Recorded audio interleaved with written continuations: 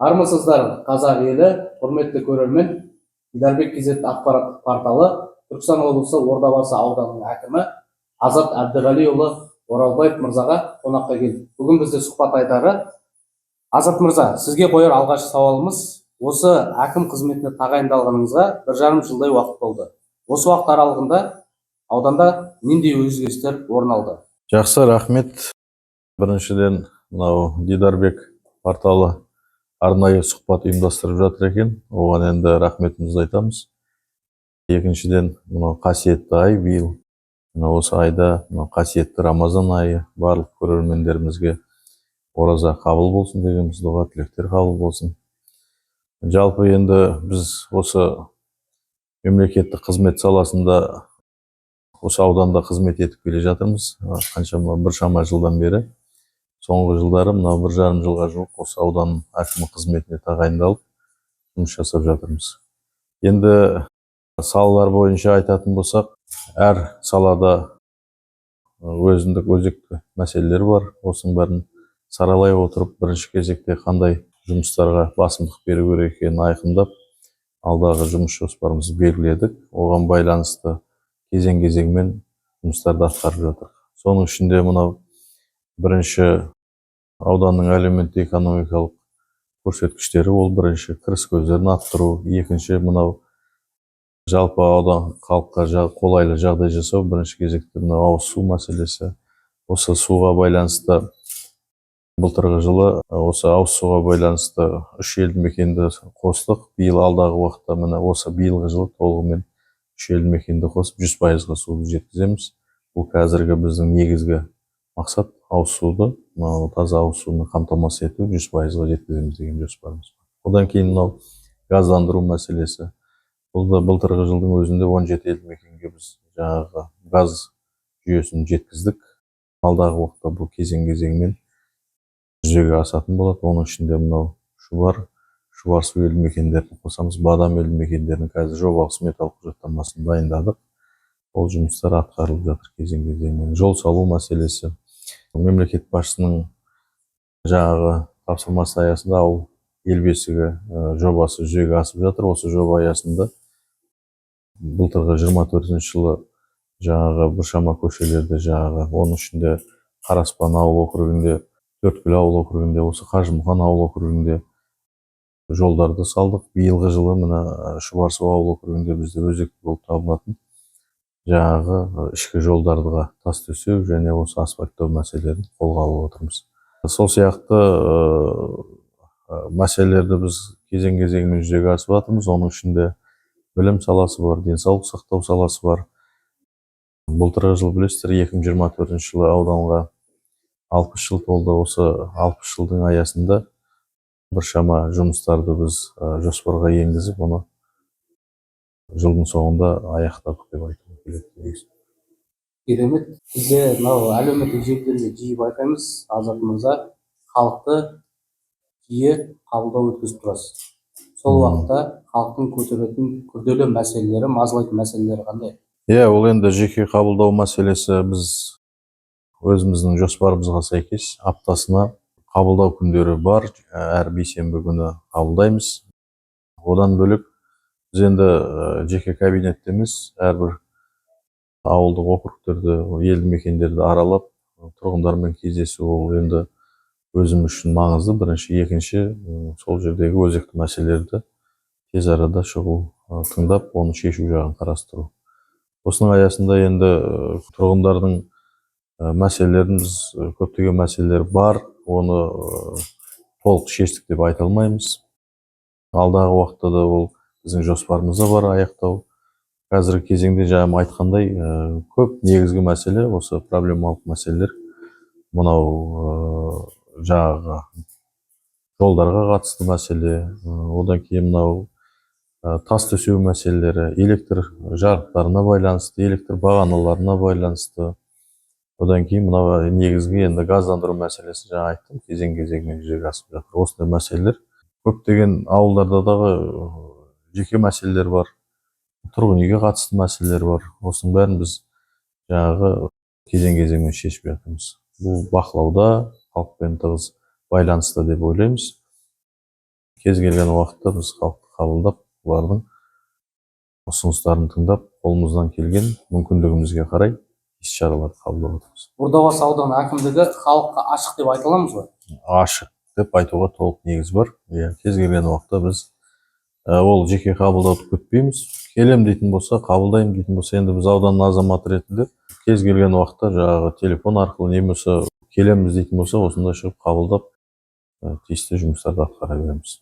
Мәселемен келетін тұрғындардың әлеуметтік сала бойынша келетін деңгейі көтеріліп жатыр ма, төмендеп жатыр ма? Аудан тұрғындарының әлеуметтік деңгейі қандай? Бай қараған кезде бұрынғы кезеңдерге қарағанда қазіргі кезеңдер, жаңа айтқан, бұның бәрі неге келіп тіреледі? Бірінші кезекте мынау ауыз су. Бұрын бізде мысалға ауыз сумен қамту деңгейі төмен пайыз болатын болса, қазір міне биыл 100%-ға жеткіземіз.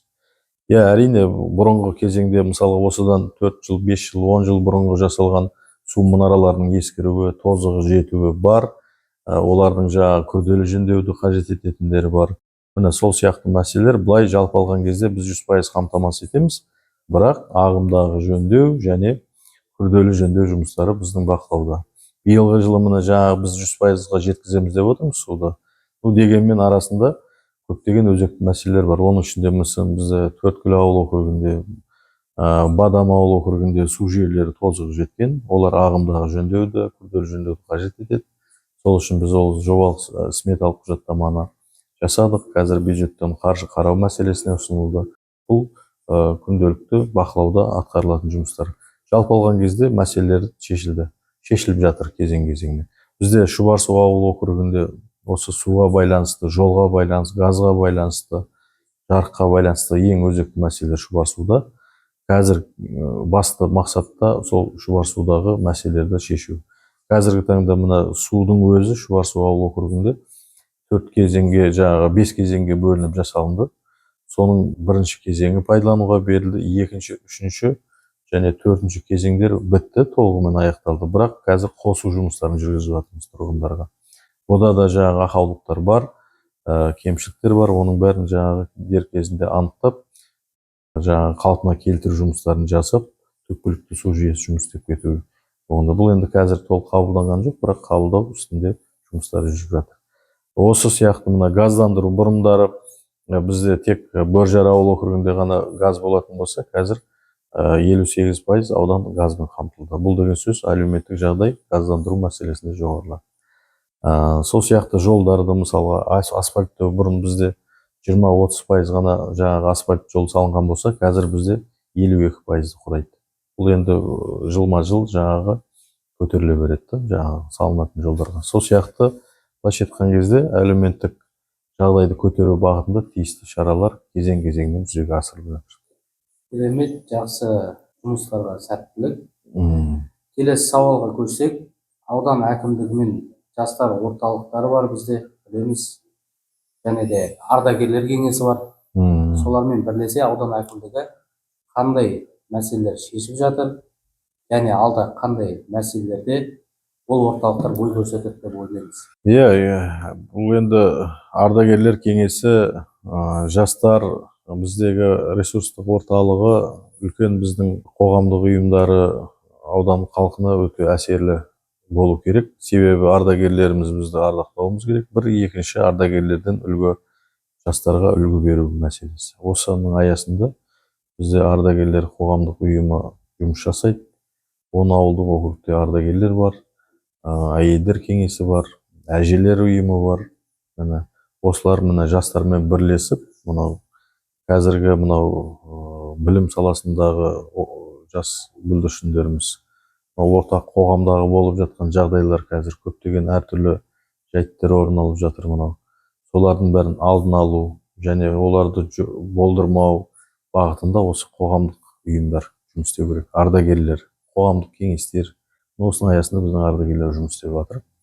Жастар саясаты да мысалға бізде жастар ресурстық орталығы бар, ғимарат жағдай жасалынған. Осының аясында да біз жастар белсенді болу керек. Бұл жастар болашақ дейді ғой, енді біздің болашақ. Бірақ соған олар жастар да өзінің деңгейінде жұмыс істеу керек. Осының аясында біз біршама жоспарлар 24 жылы жүзеге асты. Биылғы 25 жылы да сол жастармен бірлескен көптеген іс-шаралар бар. Ол кезең-кезеңмен атқарылып жатыр, ардагерлерде де жасалып жатыр. Бұл тұрақты жасалу керек, тұрақты халықпен байланыс болу керек. Ол ұйым бір бөлек, әкімдік бір бөлек емес, бәрі сол бірлесе жұмыс атқарып жатырмыз. Ордабасы ауданы, Ордабасы мекені 300-дің басын қосқан деп жалпы Қазақстанға танылады осы бойынша.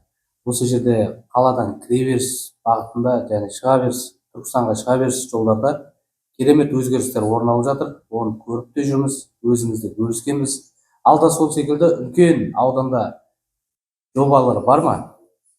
Бекітілген, жүзеге асатын жобаларыңыз. Бізде енді жаңа айтып отырмын ғой, медицина саласынан бастасақ, жалпы барлық елді мекендерде медицина саласы толық қамтылды. Былтырғы жылы біз 3 жалпы нысанды салдық, жаңадан пайдалануға бердік жыл соңына шейін. Оның ішінде біреуі Көкарал ауылында, Қарабастау ауылында фельдшер-акушерлік пункттар, және біреу амбулатория Бөген ауылында. Қаншама жылдар проблема болған осы мәселелер. Ал екінші мынау спорттық кешендер.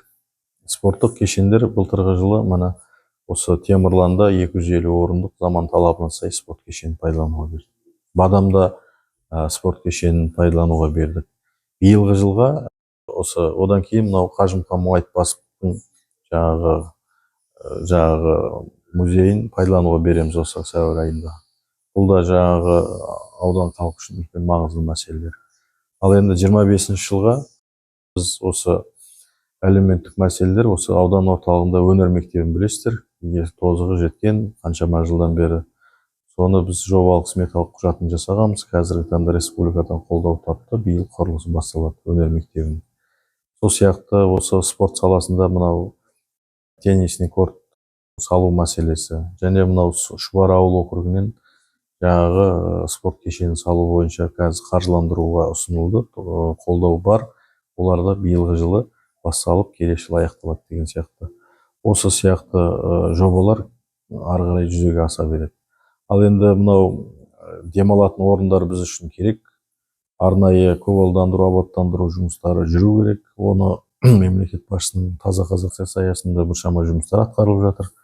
Соны енді Темірлан біздің 9 жолдың торабы, бір жағы мынау Арыс өзенінің бойында орналасқан. Оның ішінде мына 3 каналымыз бар: Құртай, Найман және мынау Қазынар деген 3 арық бар. Суы жақсы, керемет жер. Оны біз қалай көгалдандырмаймыз? Сондықтан біз мүмкіндігінше осы жердің бәрін жаңағы абаттандыру, көгалдандыру жұмыстарын жүргізуіміз керек деп ойладық. Биылдырғы жылы осының аясында біршама жұмыстар атқардық. 60 жылдыққа байланысты. Арыстың бойында деген өзіңіз әнді білесіз, Шәмші Қалдаяқов. Осы Шәмші Қалдаяқовтың аллеясын салдық. Одан бері мынау Етін ауылды салдық. Өйткені Арыс өзенінің бойында осы ауылға қатысты дүниелер, жаңа іс-шаралар сол жерде өту үшін. Сол сияқты енді абаттандыру жұмыстары бұл кезең-кезеңмен жүзеге асады. Сол мынау Арысқа шыға бет, Темірланның шыға беріс жері қазір биылғы жылы осы мынау жаңа спорт кешенінің алдын тегістеу және қоршап суландыру жүйесін жасап жатырмыз. Алдағы уақытта ол жерді біз жаңағы абаттандырамыз деп ойлаймын. Сол бетте мына тұрғын үйлерді салдық. Былтырғы жылы 6 үйді пайдалануға бердік. Биыл алдағы уақытта мына 130 үйді пайдалануға береміз деп отырмыз. Пәтерді, 130 пәтерді. 3 этажды және 1 этажды. Ол да мынау жаңа Мөлтек ауданынан салдық. Алдағы уақытта пайдалануға береміз. Бұл да сол 136 үй салғанбыз жалпы. 136 үйді бізде кезекте тұрған азаматтарға береміз. Аз қамтамасыз етілген, көп балалы азаматтарға. Бұл енді бұрын-соңды ондай үйлер бізде жаңа 24 үй, 12 үйдің төңірегінде салған. Биыл 136 үй. Бұл үй кезең-кезеңмен осы үймен қамтамасыз ету бағытында жұмыстар атқарылады. Осы Темірландағы біршама жұмыстар бар. Бұның бәрін біз елмен бірге, халықпен бірге атқарамыз деп ойлаймын. Керемет Азат мырза, әрбір жұмыстарымызға, әрбір жобаларға, бастамаларымызға сәттілік. Соңғы сауалымыз болсын. Жаңа сөзіңізде айтып қалдыңыз, Таза Қазақстан акциясы мемлекет басшысының бастамасымен керемет акция жүріп жатыр. Ондағы мақсат жалпы ортаны, қоршаған ортаны таза ұстау. Осы акцияға аудан тұрғындарының қатысу белсенділігі қандай? Осы сауалдан соң біздің көрермендерімізге жылы лебізімізді білдіріп, сонымен тәмамдасақ сұхбатымызды. Иә, Таза Қазақстан акциясы аясында енді мемлекет басшысының бастамасымен бастау алды 24 жыл. Сол жылы біз былтырғы жылда мына әлі күнге дейін мына халықпен бірлесіп үндеу жасадық. Ардагерлер өзіміздің тарапымыздан тек әкімдік емес, жалпы ел болып, халық болып осы тазалыққа кіріскен жағдайда ғана ол таза болады еліміз. Сондықтан осының аясында былтырғы жылы әрбір көшеде, әрбір ауылда осындай ұйымдасқан түрде жұмыстар атқарылды. Бірінші үйлердің қас-келбеттерін әктеу, әрбір азамат үйін таза ұстау, оның айналасын таза ұстау, тал егу, көгалдандыру жұмыстары. Міне былтырғы жылы осы жұмыстар атқарылды әрбір ауылда. Бұл да енді жалғасын табады. Міне жылдың басынан бастап қазір осы шараға басталып кетті. Біз тағы да болса осы бұл жұмыстарды біз ұдайы жанымызда ұстауымыз керек. Ол бір күндік емес. Біз тұрақты түрде осы тазалықпен айналысуымыз керек. Әсіресе мынау қазіргі қоқыстарға байланысты кез келген жерде жаңағы қоқыстар сай-салаға тасталынады, жолдың бойына тасталынады. Міне осы кезде міне жеке азаматтардың өздерінің жаңағы тазалыққа деген бейімдігі байқалады. Міне осыны біз тағы да халыққа айтармыз. Осы әрбір біздің ауламыз, жеріміз, жүріп жатқан, тұрып жатқан жеріміздің бәрі міне өзіміз үшін керек. Біріншіден оны таза ұстауымыз керекпіз. Осының аясында бүкіл халықты ауданымыздың осы тазалыққа шақырған болар едім. Біріншіден осы әрбір үйді таза ұстау, қас-келбеттерін әктеу, сырлау, тал егу және мынау кез келген жерде жаңағы әртүрлі бағыттағы қоқыстар тастамай, тастаған жағдайда оған айта отырып жаңағы тастатпаудың әрекеттерін жасау бағытында жұмыс істесек деген ой. Сондықтан барлықтарыңызға рахмет. Біріншіден алдымызда келе жатқан үлкен мереке әз наурыз мерекесі құтты болсын. Ел аман, жұрт тыныш болсын. Алға қойған мәселелер әйтеуір орындала берсін. Халықпен бірге осы жұмыстарымызды атқарайық. Сәттілік болсын. Рахмет сізге Азат мырза. Ел сенімін ақтап, елдің алғысына бөлене беруіңізге тілектеспіз. Құрметті көрермен, бізбен болғандарыңызға үлкен рахмет. Сұхбаттасқан Азат Дидарбек.